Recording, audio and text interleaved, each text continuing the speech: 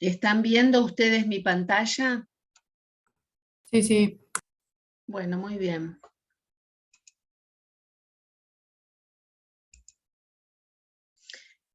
Bueno, ahora vamos a entrar en el cálculo de la vida útil a través de los ensayos que habitualmente se aplican.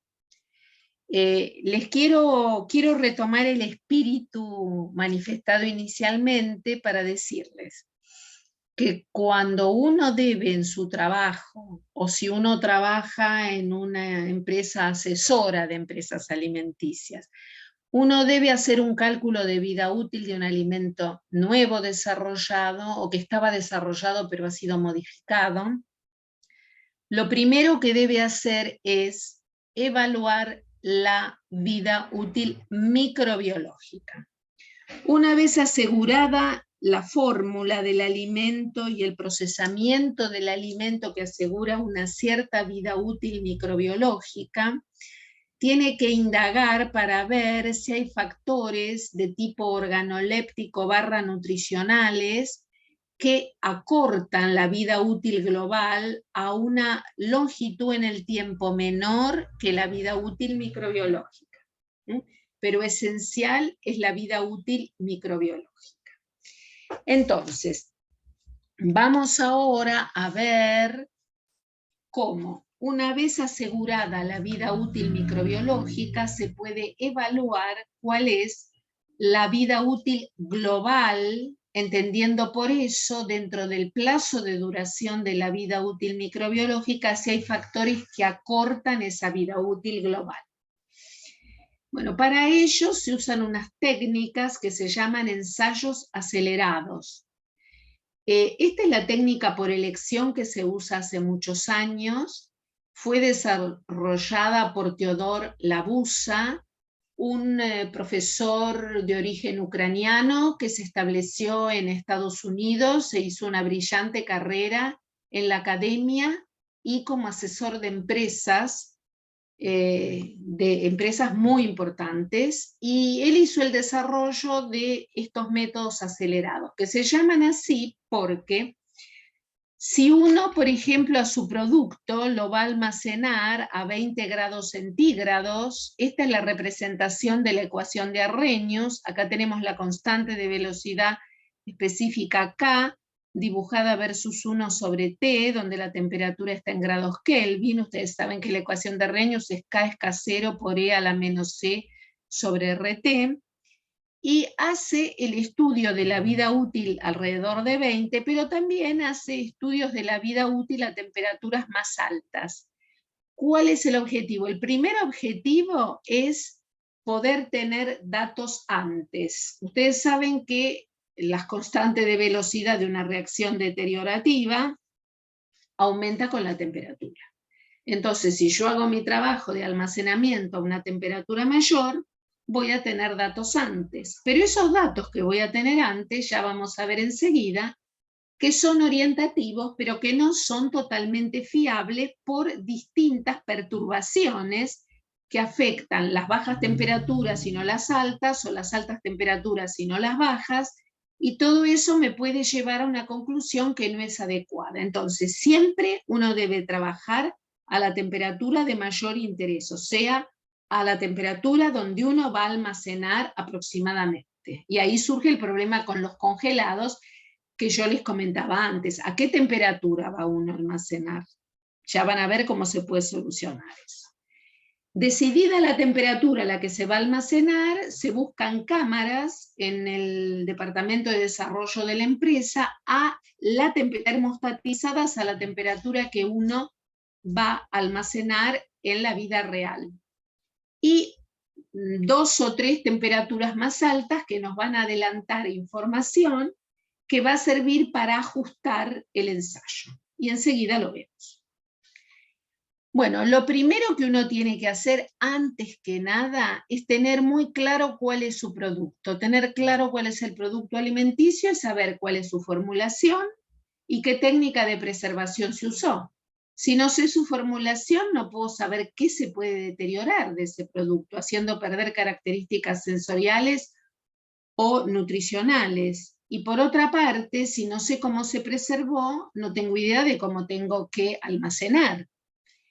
Entonces, se va a usar bibliografía científica, libros sobre vida segura, datos provenientes de productos análogos de la competencia o de la propia empresa que ha tenido experiencias previas con ese tipo de productos, reclamos de consumidores en productos relacionados. A veces el estudio surge porque se suponía que tenía una cierta vida útil el producto y resulta que ahora empiezan a aparecer los consumidores que dicen que compraron algo en el supermercado y le ven puntos negros, hay un líquido raro, distinto, cambio de color, etc. Entonces, uno tiene que pensar en que tiene que revisar si esa es verdaderamente la vida útil, la que uno supone. Y se hace una predicción de la vida útil por extrapolación desde datos de temperaturas superiores a menores temperaturas. Esta es una afirmación totalmente general. Ahora vamos a aclarar un poco esto. Bueno, primero tenemos que repasar los conocimientos de cinética que ustedes vieron en fisicoquímica y que después vieron, por ejemplo, en FPA1 y en otras materias. Si yo tengo un dado nutriente, lo vamos a pensar como un nutriente A, ¿cómo varía la concentración de A con el tiempo? Estamos suponiendo que el nutriente se pierde y por eso le ponemos un menos adelante, porque quiere decir que cuando el tiempo aumenta, el diferencial de tita aumenta desde 0 hasta el valor de la vida útil, la concentración de A baja. Es un nutriente que se está perdiendo. Si no se perdiera, sino que apareciera, por ejemplo, cuando yo tengo un producto que no tiene color y por pardeamiento el color aparece, en ese caso acá viene un signo más, porque está apareciendo algo. Nosotros vamos a hacer todas las deducciones con signo menos, después ustedes en la clase de problemas va a ver ejemplos cuando algo aparece. Bueno, entonces, A es un factor de calidad. Puede ser un nutriente, puede ser un color, puede ser un olor, puede ser un sabor, puede ser un factor de textura. Entonces, cuando desaparece, supongamos que es un nutriente, que es como mejor se ve y se piensa una desaparición.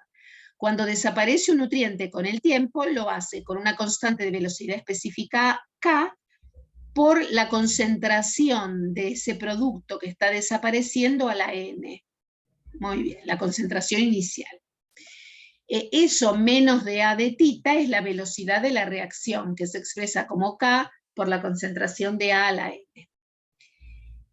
Podemos considerar los dos pseudoórdenes más que órdenes de reacción más habitualmente encontrados en aparición y desaparición de factores de calidad: el orden 0 y el orden 1.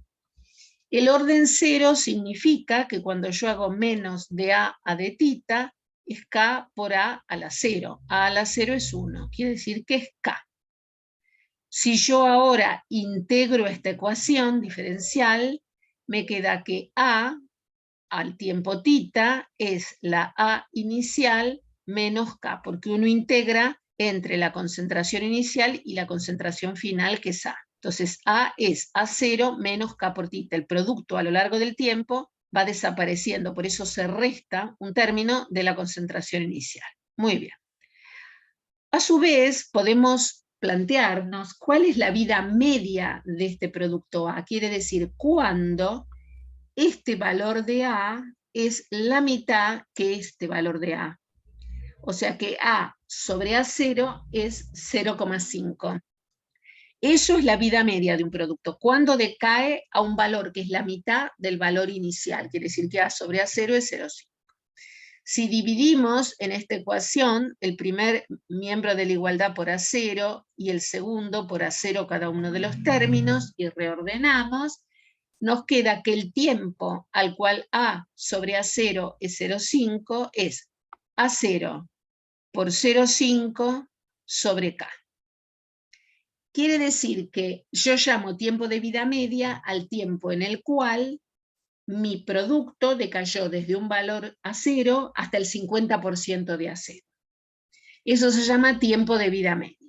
Entonces uno puede querer estudiar cuándo ocurre el decaimiento desde la cantidad inicial hasta una cantidad que es el 50%, o puede querer ver cuando hay un decaimiento al 30%, al 70%, a lo que uno quiera.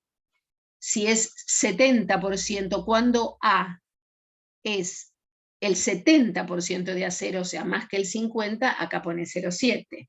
Si lo deja de caer más y llega al 30%, entonces acá pone 0,3. Va a depender del objetivo que uno se fije. En el caso del jugo de naranja, que a salida de fábrica tiene 30 miligramos por 100 gramos de vitamina C,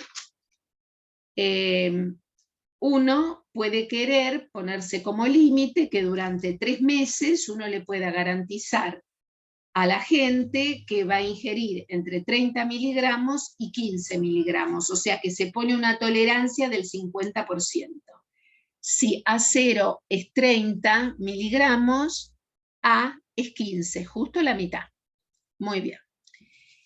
Si es de primer orden la reacción, vamos a decir que menos de A de tita es K por A a la 1. Si uno integra esta ecuación entre A0 y un A que ocurre al tiempo tita, dice que el logaritmo de A sobre A0 es menos K por tita. A este tiempo yo tengo A. Inicialmente tenía A0.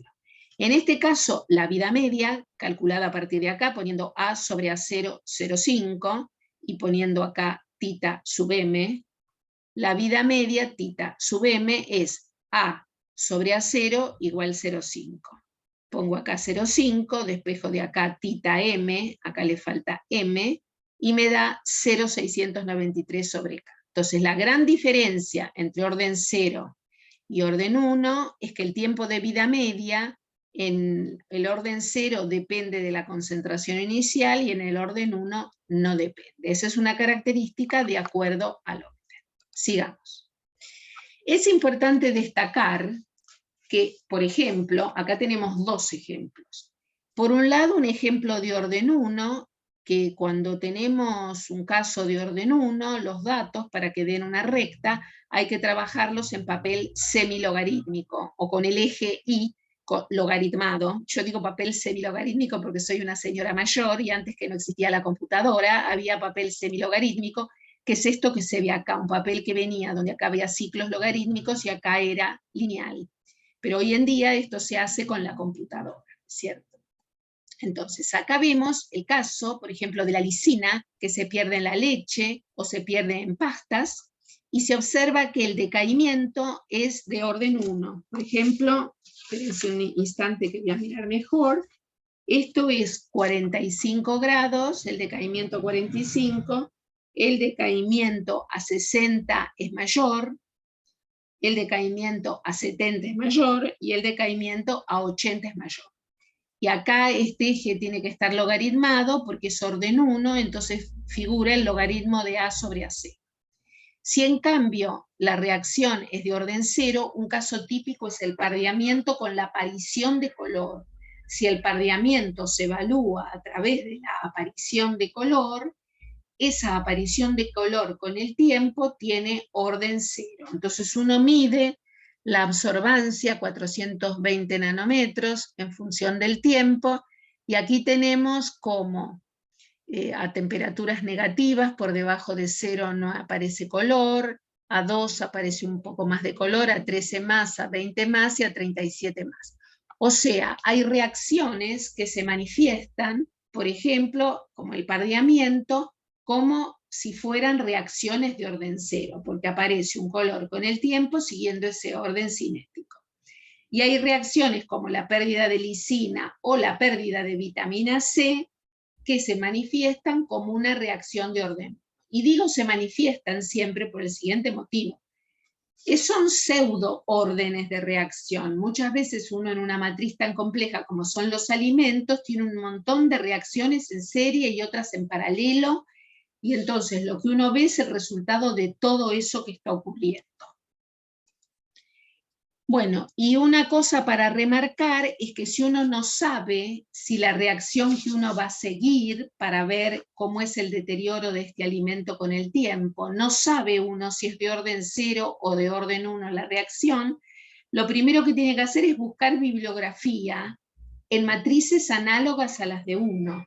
No es lo mismo estudiar el deterioro de la vitamina C en una papa, en tejido de papa, que estudiarlo en un jugo de naranja. Entonces hay que buscar datos de orden de la reacción y energía de activación de la reacción en matrices parecidas a aquellas con las que uno está trabajando. Entonces, cuando uno trabaja, si uno no encuentra en bibliografía los datos correspondientes, tiene que hacer experimentalmente la reacción para determinar si el deterioro sigue un orden 0 o un orden 1. En el caso en que uno lo haga experimentalmente, es muy importante, por ejemplo, en la vitamina C, seguir la destrucción de la vitamina C más allá del 50% de destrucción, porque miren ustedes lo que pasa. Las reacciones de orden 1 y de orden 0, para pocos días de ensayo y bajo grado de destrucción, cuando no se llegó a 50% de destrucción, sino que se tiene 40, 30, 20, 10 de destrucción, van apareadas y muy cercanas las representaciones de los datos. Y recién, cuando la destrucción es 50% en adelante, se separan francamente las representaciones cinéticas. Y uno puede afirmar si la reacción que uno está desarrollando empíricamente, porque no hay datos en bibliografía, es de orden 1 o es de orden 0. Bueno, ahora vamos a ver un concepto que no sé si ustedes ya lo han visto o no, que es el concepto de Q10, que está vinculado a la energía de activación. Ustedes saben, eso sí ya lo vieron, porque vieron la parte de escaldado con destrucción de vitaminas, etc. Ustedes saben que la energía de activación en la ecuación de Arrhenius es una medida de la sensibilidad que tiene la reacción en cuestión al cambio de temperatura. Entonces, la energía de activación, una de las maneras de expresarla es en kilocalorías por mol. Muy bien. Esas kilocalorías por mol, supongamos que son 10 kilocalorías por mol. Ahora, si yo aplico esa energía de activación a un estudio que estoy haciendo entre, estos son 27 y 37 grados centígrados, el Q10, que ahora vamos a ver de qué se trata el Q10, toma un valor de 1,72.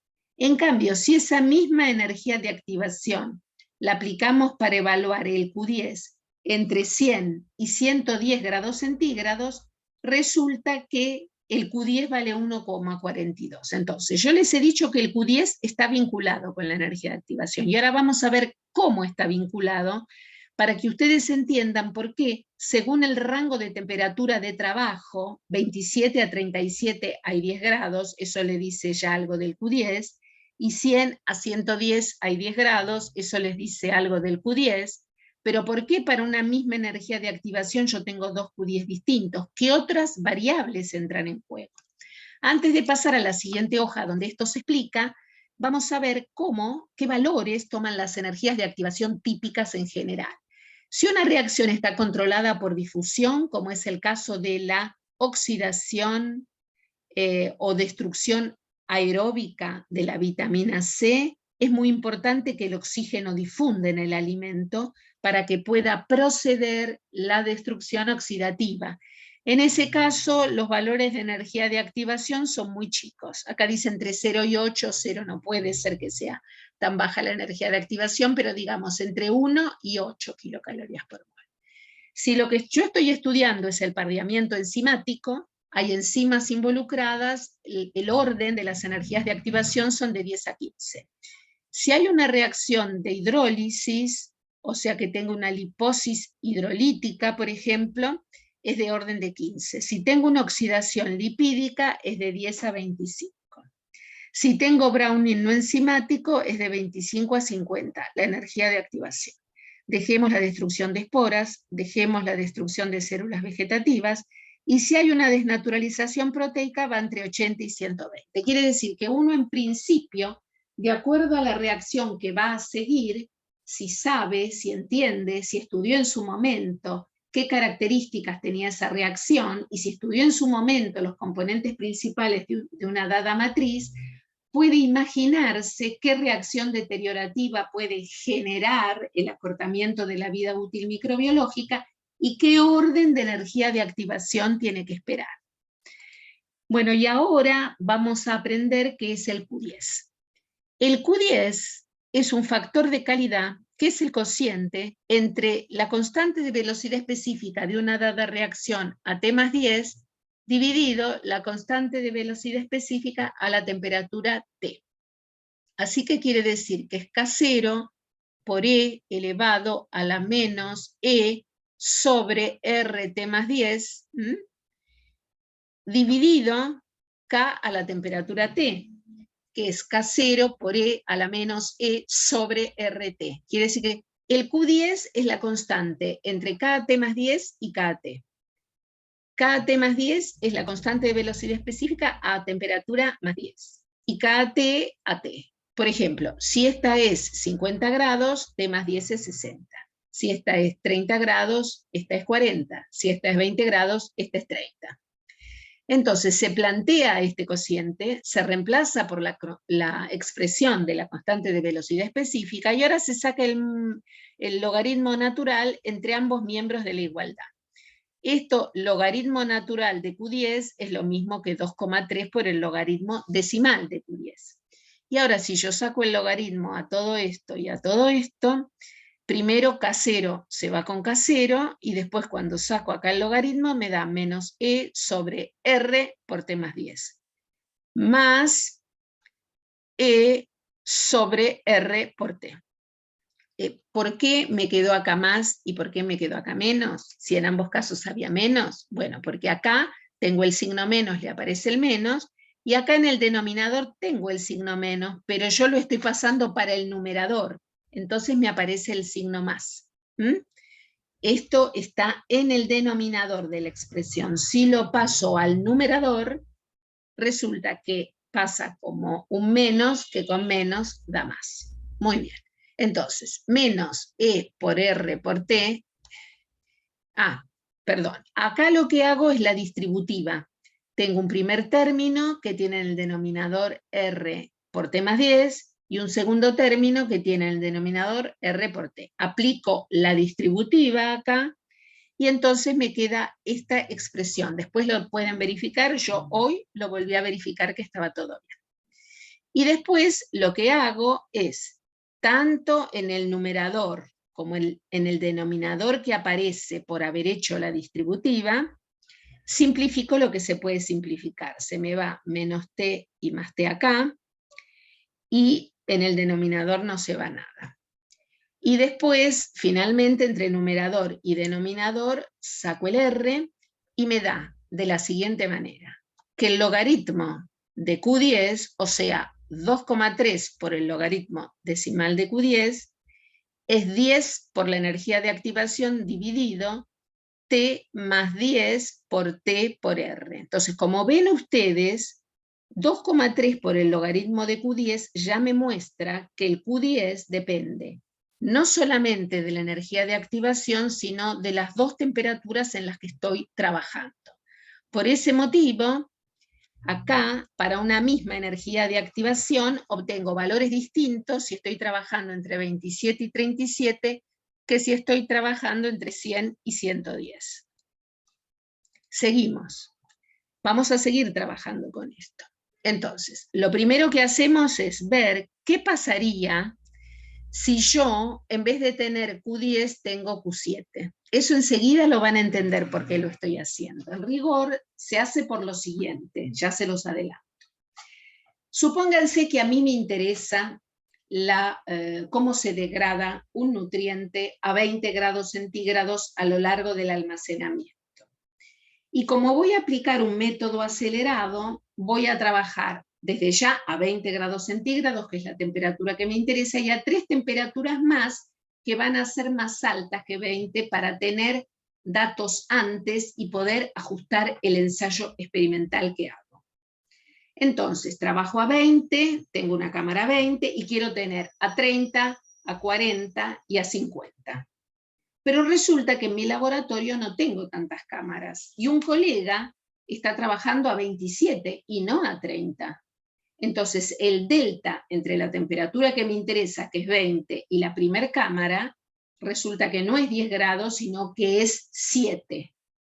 En ese caso, yo no me interesa un Q10 que hace KT más 10 sobre KT, sino que me interesa un Q7 que hace KAT más 7 sobre T, sobre QAT, perdón, sobre KAT.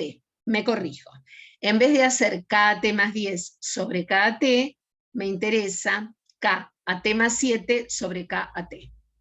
Entonces, esta ecuación es simplemente para mostrarles a ustedes que si ustedes se encuentran en bibliografía para una reacción que les interesa, el Q10 calculado, lo pueden transformar a Q7 de la siguiente manera. 2,3. Bueno, primero, ¿qué se hace? Primero se busca la expresión de Q10 que recién vimos. Vamos a verla acá. La expresión de 2,3 por logaritmo de Q10 es 10 por E sobre RT por T más 10. Esa es la expresión de logaritmo de Q10. Si yo trabajara con Q7 por una necesidad como la que recién les conté, sería 7 por E dividido RT por T más 7. Y tendría Q7. Entonces vamos a ver esto. Divido 2,3 por logaritmo de Q10 dividido 2,3 por logaritmo de Q7. 2,3 se va con 2,3. Acá tengo la expresión de logaritmo de Q10. Es esto que está acá. Y acá tengo la expresión de logaritmo de Q7. Simplifico todo lo que puedo acá. Se va el E con el E. Se va el R con el R, ¿y qué me queda? Logaritmo de Q10, 2,3 con 2,3 se fue, logaritmo de Q10 dividido logaritmo de Q7. Y eso entonces queda igual a 10 por T más 7, dividido 7 por T más 10. Después de reorganizar todo esto. Por lo tanto, lo que yo tengo es que el logaritmo de Q10 dividido el logaritmo de Q7 tiene esta expresión. Si yo quiero despejar de acá el logaritmo de Q7 en base al logaritmo de Q10, es largo el cálculo, no es imposible, pero es largo. Entonces hacen la siguiente suposición. Si T más 7 es aproximadamente T más 10, supónganse 20 más 7, 27, 20 más 10, 30, son semejantes. Entonces, si son parecidos, se pueden simplificar los paréntesis T más 10 y T más 7, y me queda 10 sobre T dividido 7 sobre T más 10. Y reorganizando me queda logaritmo de Q10 dividido logaritmo de Q7, me queda como 10 sobre 7. Por propiedad de los logaritmos, esto pasa primero, no por los logaritmos, esto pasa primero al otro miembro como 7 sobre 10. Entonces 7 sobre 10 por el logaritmo de Q10 es igual al logaritmo de Q7. Y a su vez, ahora el logaritmo de Q10 le puedo subir esto como una potencia. Entonces, ¿qué me queda? Que el logaritmo de Q10 elevado a la 7 sobre 10 es igual al logaritmo de Q7. Saco el logaritmo de ambos y, en pocas palabras, si yo tengo el Q10, lo elevo a 7 sobre 10, o sea, 0,7, y tengo el logaritmo de Q7. Bueno, después lo volvemos a ver para aclararles más este tema. Muy bien. Vamos a recordar qué es el fin de la vida útil. Es el tiempo al cual un producto es percibido como diferente. Esto es lo más común que va a pasar y va a tener que ver con las quejas que se reciban en fábrica. Pero acuérdense que hay una posibilidad de evaluación nutricional si la empresa quiere hacer un claim de salud. El modelo que se emplea es la ecuación de Arrhenius. Y el factor de calidad habitualmente usado es el Q10, que es K a temperatura T más 10, velocidad específica temperatura T más 10, sobre velocidad específica a temperatura T. ¿Cuál es el efecto del Q10 sobre la vida útil? Antes de ver esto, vamos a ver lo siguiente. Q10 es K a T más 10 dividido K a 7. K a T más 10 es K0 por E a la menos E sobre RT más 10. dividido KT, que es K0 por E a la menos C sobre RT. ¿Y esto es igual a qué? Bueno, por un lado, tenemos que recordar lo que vimos antes y que está acá. Si el orden de la reacción es 0, el tiempo de vida media, tita sub m lo llamábamos antes, ahora lo llamamos tita 0,5, es A0 sobre 2 por K. Entonces yo de acá puedo despejar K como A0 sobre 2 por tita 0,5. Si el orden de la reacción es 1, habíamos concluido que tita 0,5 es 0,693 sobre K. Entonces, si yo despejo K, me da que es 0,693 dividido tita a 0,5. Por lo tanto, si n es igual a 0, Q10, que acá lo habíamos visto, que es K a T más 10 sobre K a T, es K0, y K0 es, si ustedes se fijan, A0 sobre 2 tita 0,5 a T más 10. Estoy reemplazando K por esto cuando el orden es 0. O sea, estoy reemplazando K, o acá si quieren, estoy reemplazando K a T más 10 por A0 sobre 2 tita 0,5. ¿Lo ven? Y si el orden es 1, Q10 es, vamos a verlo, K sobre 0,693 tita 0,5. Por lo tanto, K a T más 10 lo reemplazo por su expresión, a T más 10, y lo divido por esa misma expresión a la temperatura T. Cuando simplifico los términos, resulta que Q10 no solo es K a T más 10 sobre K a T, sino que para ambos órdenes 0 y 1, ese KT más 10 sobre KT es igual a tita 0,5 AT sobre tita 0,5 AT más 10. Por lo tanto, puedo venir acá y decir que Q10 no es solamente KT más 10 sobre KT, y no solamente es, perdónenme, es esto sobre esto, sino que también es tita 0,5 a 3 sobre tita 0,5 a T más 10. Entonces vamos de nuevo. Nosotros tenemos la definición de Q10, podemos desarrollar las expresiones de K como K0 por E a la menos R, etcétera, etcétera, y podemos a su vez reemplazar KT más 10 y KT para ambos órdenes de reacción, que son los más comunes en estos estudios, como el cociente de tita medio a la temperatura T sobre tita medio a la temperatura T más 10, que es lo que está acá. Quiere decir que si yo tengo la temperatura, el tiempo de vida media de un dado nutriente a T más 10, que es la temperatura más alta que me da datos antes, y tengo el Q10, puedo despejar tita 0,5 a la temperatura más baja, conociendo esto. Por ejemplo, si esto es 2, si Q10 es 2, que es uno de los valores más comunes, y el tiempo de vida útil acá son, a la temperatura más alta, son 3 meses. Multiplico 2 por 3 meses y me da que a la temperatura más baja son 6 meses. De lo cual, esto lo podemos ver en este cuadro que está acá. Si Q10 fuese 2, la vida útil en semanas, si se fija arbitrariamente en 2 semanas, la vida útil a 50 grados centígrados, si el Q10 es 2, el tiempo de vida útil a 40 es 4, el doble, a 30 es 8 y a 20 es 16, porque voy multiplicando la vida útil a la mayor temperatura por 2 me da 4, de nuevo por 2 me da 8, de nuevo por 2 me da 16. Quiere decir que cada vez que yo bajo 10 grados, tengo un Q10 de 2 en todos esos rangos, de 50 a 40, de 40 a 30 y de 30 a 20, la vida útil se va haciendo cada vez más alta. Esta es la idea básica del método.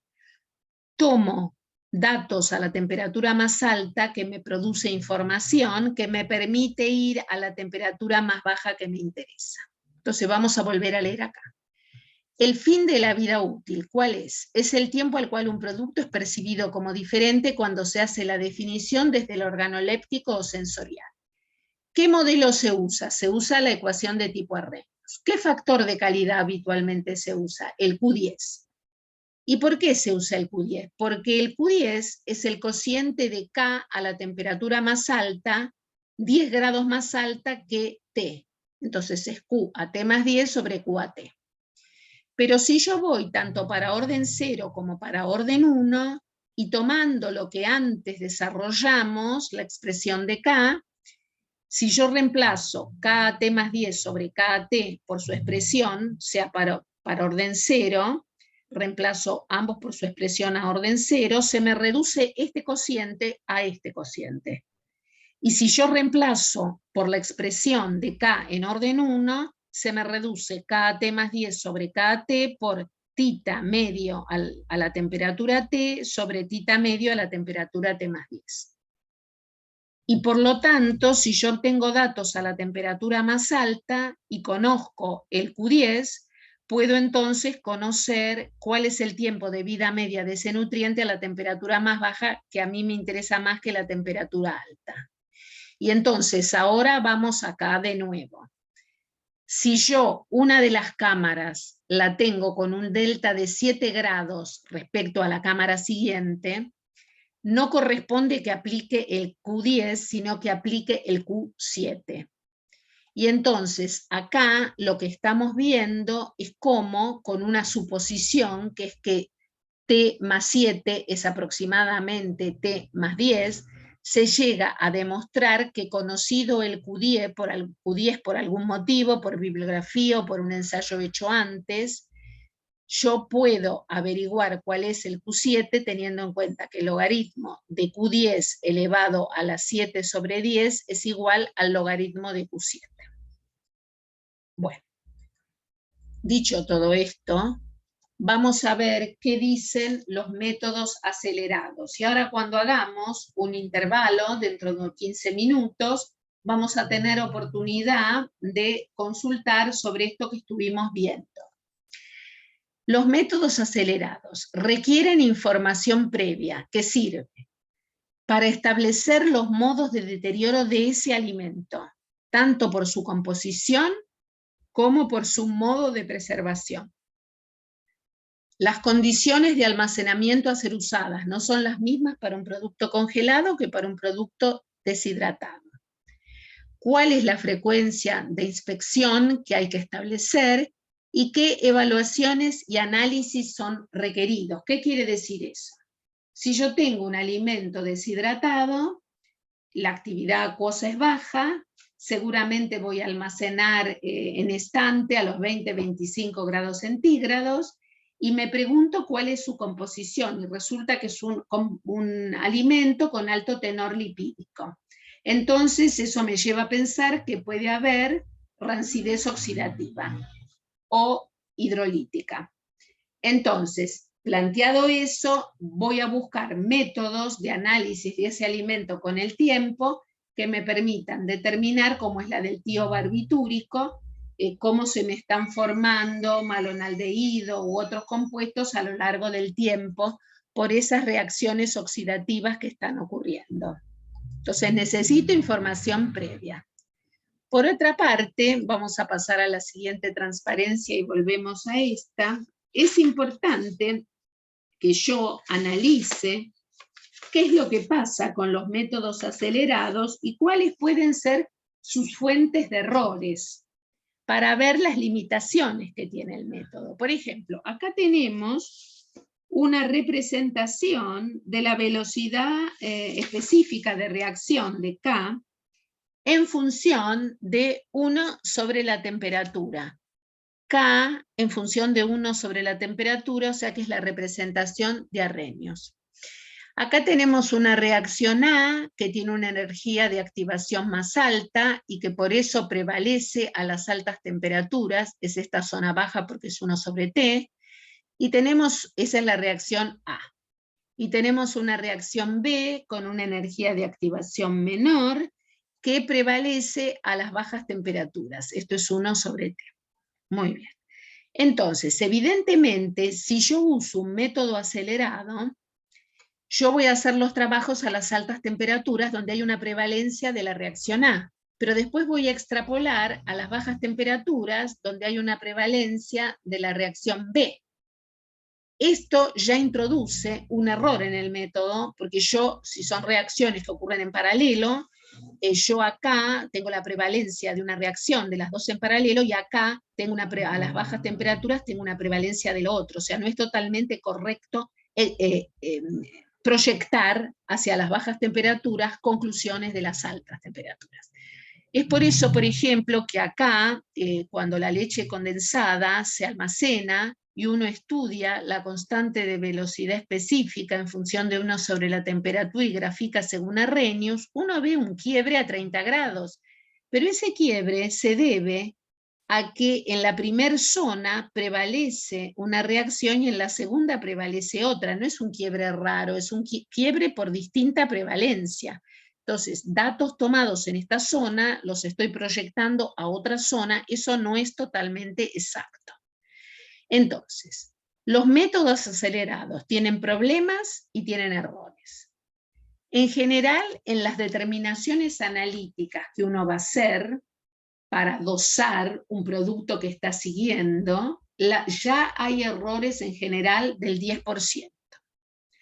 Por otra parte, si yo trabajo a altas temperaturas y lo proyecto a bajas temperaturas, al subir la temperatura pueden ocurrir cambios de fase que afectan los resultados. Por ejemplo, puede ser que uno pase de un estadio vítreo a un estado líquido de alta viscosidad, como era lo que antes se llamaba goma, y entonces puede haber más movilidad y pueden cristalizar carbohidratos que estaban amorfos. Entonces me va a dar resultados a alta temperatura con una matriz que tiene características distintas que la que yo voy a tener a la baja temperatura que me interesa. A su vez, si hay dos reacciones con distinta energía de activación y por lo tanto con distinto Q10, que causan la pérdida de calidad, la del mayor Q10 va a prevalecer a las altas temperaturas, que es la de la mayor energía de activación, y la del menor Q10, o sea, menor energía de activación, va a prevalecer a las bajas temperaturas. Además, si se estudian alimentos deshidratados, el aumento de temperatura en la zona de trabajo de altas puede aumentar la actividad acuosa porque aumenta la presión de vapor, lo que va a determinar un aumento de la velocidad de reacción, y si aumenta la velocidad de reacción a las altas temperaturas, yo voy a predecir para las bajas temperaturas una menor vida segura que la real, porque estoy tomando datos de las altas temperaturas y proyectándolo a las bajas. Como ven, hay varios errores intrínsecos en el método. Por eso hay que trabajar a altas temperaturas, pero también a la temperatura de interés. Y enseguida vamos a ver para qué nos sirve exactamente los métodos acelerados. Segundo problema, temperatura en el país, temperatura en una ciudad. A lo largo del año, desde enero hasta diciembre, hay fluctuaciones de temperatura en función de la estación del año. Pero además, en un mismo día hay variaciones entre la máxima y la mínima. Es decir, si uno toma un dado mes, el mes de enero, y hace el promedio de las máximas de los días de enero y de las mínimas de los días de enero, va a ver que hay una brecha entre unos y otros. Y en febrero tiene otros valores y otra brecha, y así sucesivamente. Entonces uno almacena a ciertas temperaturas, pero no puede tener en cuenta todo el año. Y a su vez, acá por ejemplo nos muestran a lo largo desde el año 1959 a 2009, el estudio de cómo oscilaron las temperaturas, y vemos nuevamente los promedios en todos esos años y la oscilación de temperatura entre el verano, el mes de junio-julio y nuevamente el verano.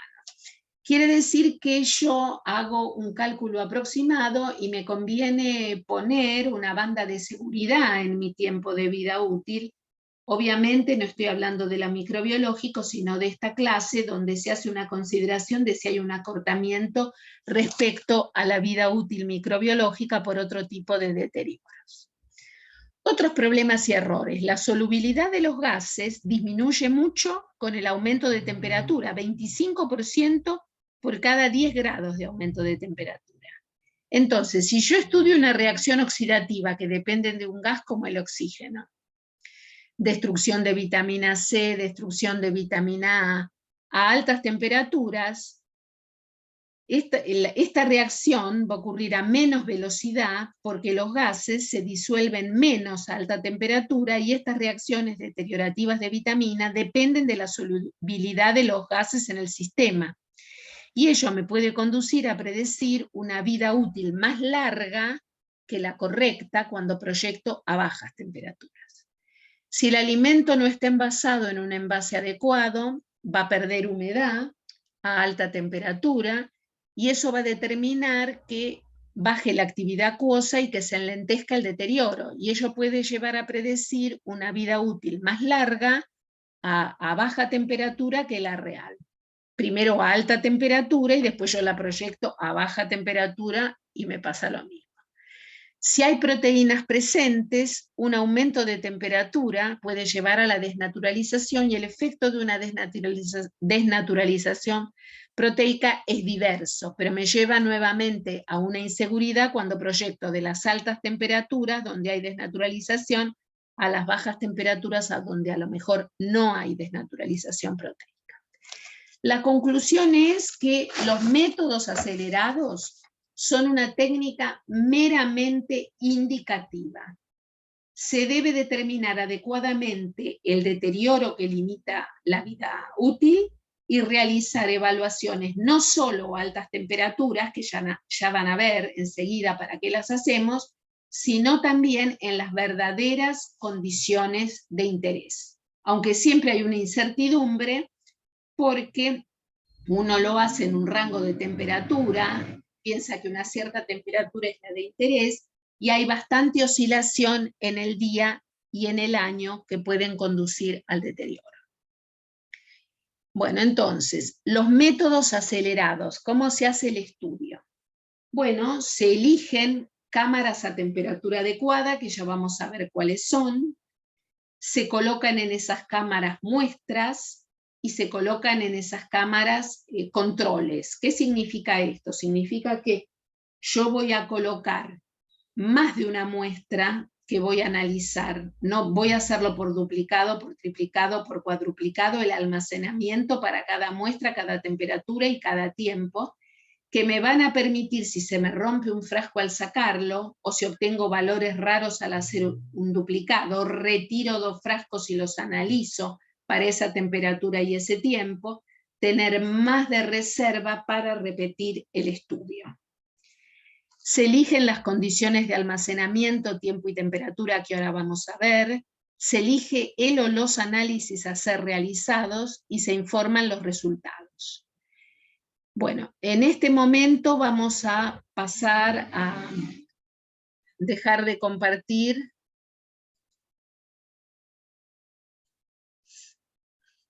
Y vamos a